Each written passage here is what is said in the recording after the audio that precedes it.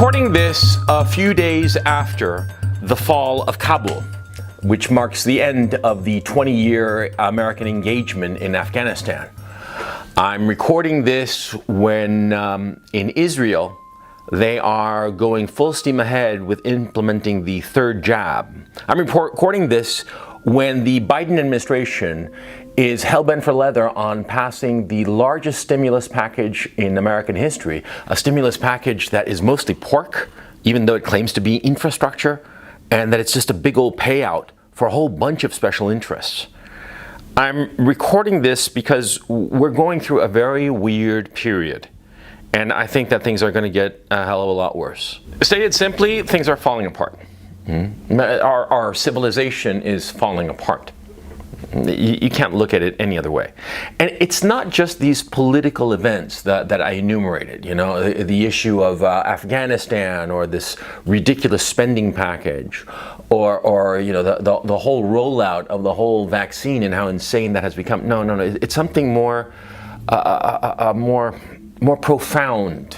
I'm doing this on Patreon because, quite frankly, some of the issues that I'm going to be discussing here would probably get me in trouble on YouTube, insofar as the vaccine and vaccine hesitancy, which I'm going to discuss in just a little bit. But you see, the very fact that I cannot talk about these things is indicative of the thesis, or rather, is another example that proves the point that I'm trying to make in this video, which is our civilization is collapsing. And it's collapsing with remarkable speed.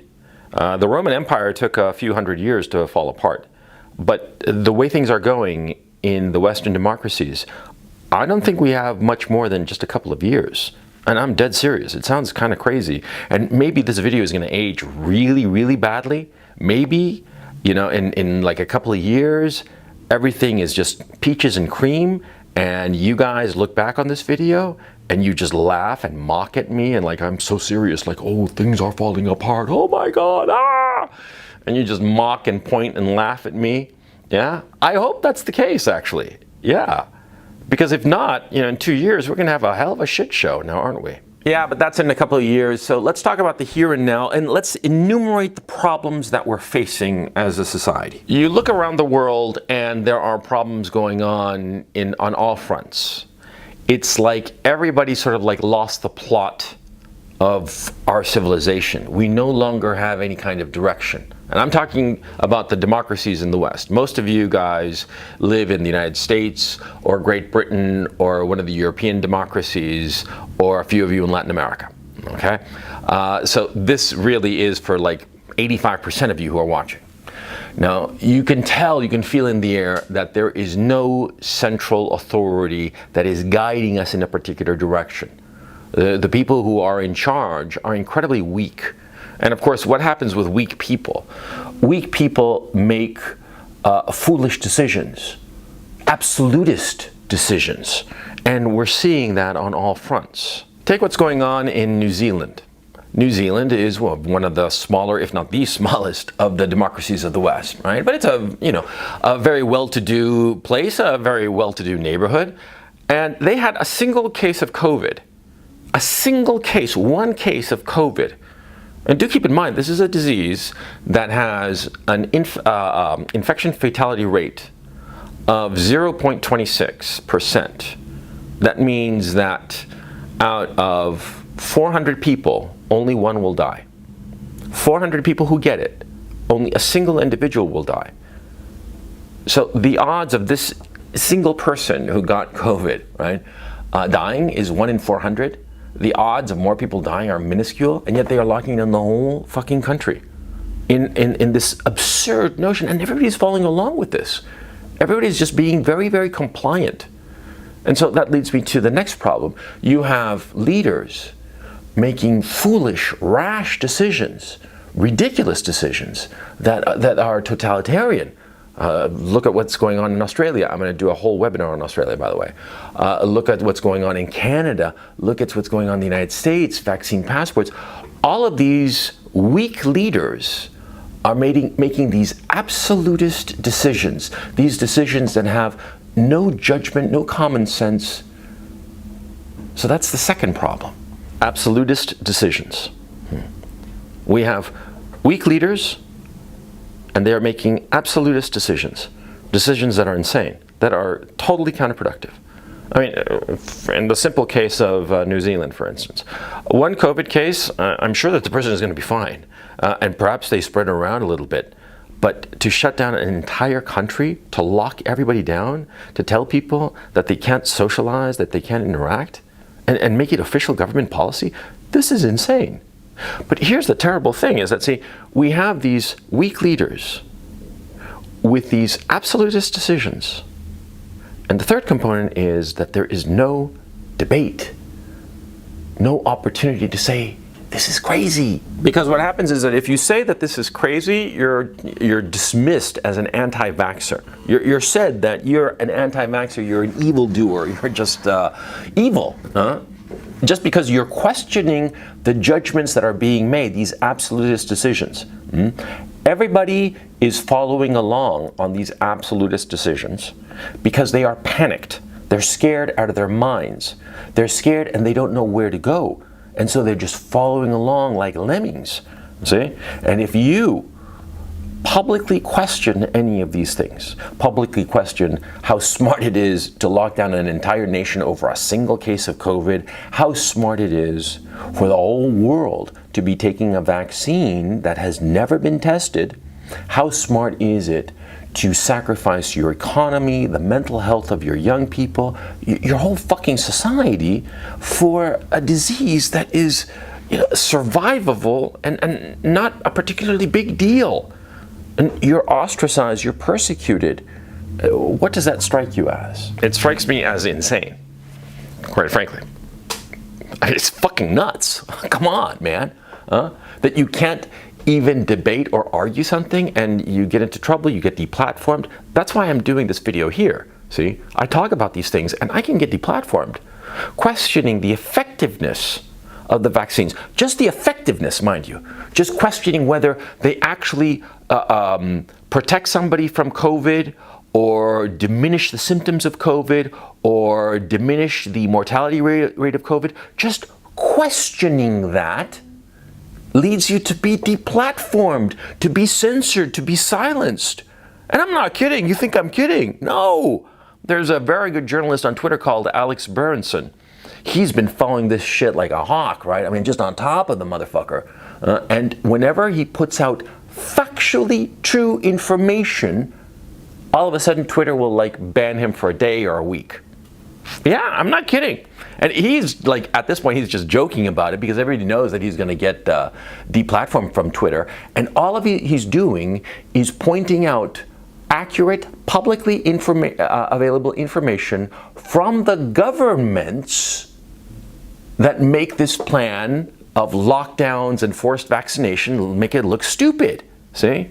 He's pointing out actual information about how the vaccine doesn't help, because it doesn't. It doesn't protect you from COVID. The governor of Texas just got it, and he's got apparently a severe case. It doesn't prevent you from passing it along to other people.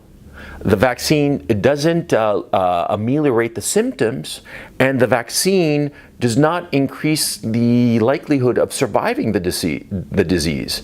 And these are statistics and information that come from the government, the CDC, and from Pfizer, the manufacturer of the fucking vaccines. The thing is just a waste of fucking time, let alone the possibility of the long-term side effects. And that's something else that I wanted to talk to you about. See, the effects of the vaccine.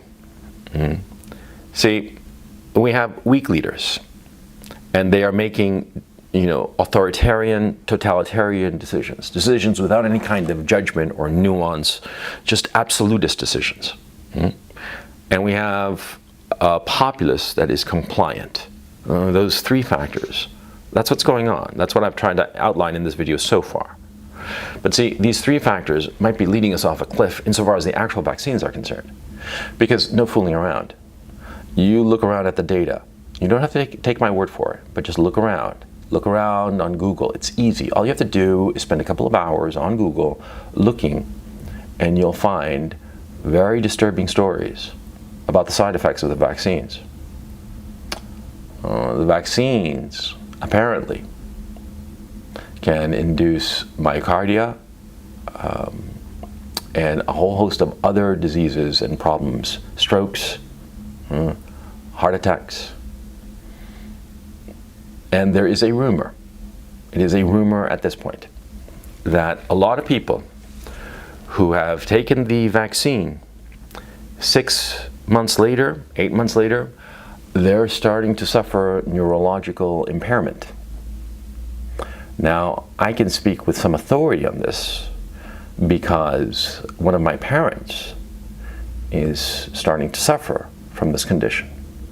I'm not going to go into the specific details, but this parent is 76 years old, has had very, very good health all of her life, and 6 months after she got the jab, she's been suffering noticeable neurological impairment, which is very unusual because nobody in our family suffered Alzheimer's or any kind of dementia or any sort of factor.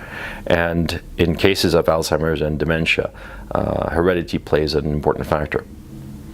The only thing unusual about my mother's case is that she got the jab. She had also been suffering from secondary symptoms of various sorts. So you see, this might be just exceptional to my family, but you see, my family is not that exceptional, and I've been hearing a lot of stories about similar outcomes. I'm going to leave that story there. I'm not going to talk further about it. But to tell you the truth, I get the vibe, and maybe you get this vibe too. I get the vibe that we're about to suffer a big break, that we're about to go right off a cliff. I've never had this feeling before. And I've thought a great deal about it. I'm wondering if it's, you know, my age, that sense of, as I've said many times before, you know, I have the sense that there are a lot fewer years ahead of me than behind me, and so I better use them wisely. There's also, you know, various issues that affect me that have made me wonder, you know, my body especially is deteriorating. After my accident last September, you know, I've never really recovered full mobility on my ankle, you know, and my health in general, you know, I just feel creakier. I feel older. Simple as that. And so I'm wondering if it's that, but I don't really think so. I'm fairly good at separating my subjective state, whether it be good or bad, from my perceptions of the reality around me. Okay? In other words, I don't allow my mood to influence how I look at the world. And just the way things are going, there is a sense, and I can practically taste it in the air, that things are just about to fall apart. And if things are going to be falling apart like this, then you better have your shit together. Look, I'm not going to go on and on in this apocalyptic vein because it's kind of pathetic. I mean, it really is. You know, in movies and shit, they're like, "Oh my God, is this the apocalypse? Is this the end of the world?" and shit like that. Well, but in real life, we don't sit around thinking that because we always think that, you know, tomorrow will be better. We always have the sense that, oh yeah, things are shitty right now, but you know, they'll sort themselves out, and tomorrow will be a better day. And the thing is, see, for the most part, that's true. Most of the time, the vast majority of the time, in fact, I can say with hand to heart, just about every day of my life so far, I've had that feeling that tomorrow will be better. Even if tomorrow turned out to be a little shittier than the day before, but I always had that sense that tomorrow is going to be better. But I have this feeling, and I know it's stupid, I know it's whatever, but I have this feeling of collapse, that we're just about to go right off a cliff. And that there is no leadership. The center cannot hold. Things are falling apart. Maybe you feel it too. So my advice to you in this situation, in this state of affairs that we're living in, is to keep your head down, your spirits up, and realize that whatever comes, it'll eventually end, because all things do. But don't do anything rash, and don't do anything permanent. Insofar as, you know, your personal health, I mean, I can't tell you what to do because, of course, I'm not a doctor, And even on Patreon, which is pretty much of like a private platform, I can get into a lot of trouble. So I'm not going to tell you what to do, but I personally am being very cautious about anything that I take that could have a permanent effect on me. And that's all I'm going to say about that particular issue, okay? But look, I'm 53 years old, and this video is, I feel it's going all over the place, and I'm sorry about that. But I have to tell you, I've never felt this way in my life. I'm not kidding. I've never felt this sense that things are just falling apart. That things are falling apart and that there is going to be no way to fix them. And any kind of fix is going to be temporary, and it's just going to be just incompetence using spit and baling wire to hold things together for a little bit longer while they trundle along and try to, get some money wherever they can, right? But the days of the good old days of the West knowing where the hell it was going, I think that's in the past.